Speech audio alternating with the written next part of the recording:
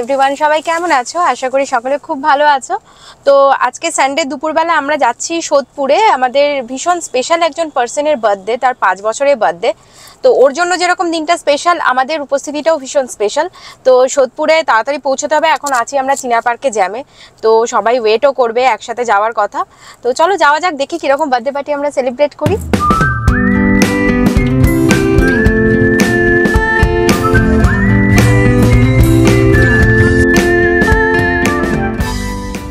চলে এলাম আমরা শ্রেয়াংশীর বার্থডে সেলিব্রেশনের ভেন্যুতে। তো শ্রেয়াংশীকে সেটা একটু বলে নি, আমার ব্রাদার ইন লর মেয়ে। তো যাই হোক, আমরা ভেন্যুতে পৌঁছে সিঁড়ি দিয়ে টুকটুক করে উপরে উঠে চলে এলাম। একদম অনুষ্ঠানের যে জায়গা সেখানে আমাদের সাজানো করে কমপ্লিট ছিল, আর আমাদের যে রিলেটিভসরা সবাই মোটামুটি এসেই গেছিল, আর আমরা সবার সাথে দেখা হয়ে গল্পে একদম জমে উঠলাম। তো আর বাচ্চাদের দেখো,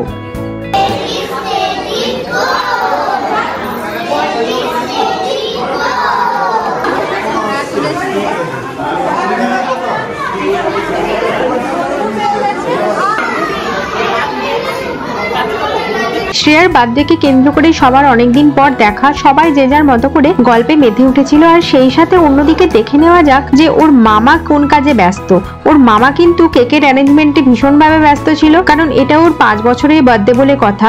আর অন্যদিকে ছোট খুদেরা কিন্তু ভাবছিল কতক্ষণে এই কেকটা কাটা হবে, জাস্ট সেটার জন্যই যেন ঘুরঘুর করছিল আর ওয়েট করছিল, শুধু জিজ্ঞেস করছিল কখন কেক কাটা হবে, কখন কেক কাটা হবে। আর শ্রেয়াকে দেখো, মনে হচ্ছে যেন একদম পুরো এঞ্জেল, একদম ছোট্ট খুদে একটা পরী লাগছে জাস্ট।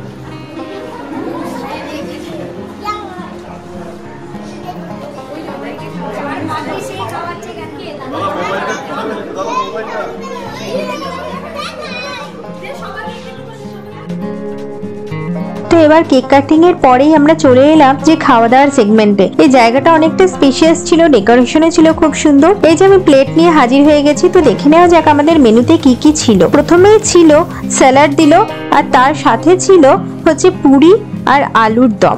চলো পুরি আর আলুর দমের চেহারাটা কিরকম ছিল লোভনীয় একটু দেখে নেওয়া যাক।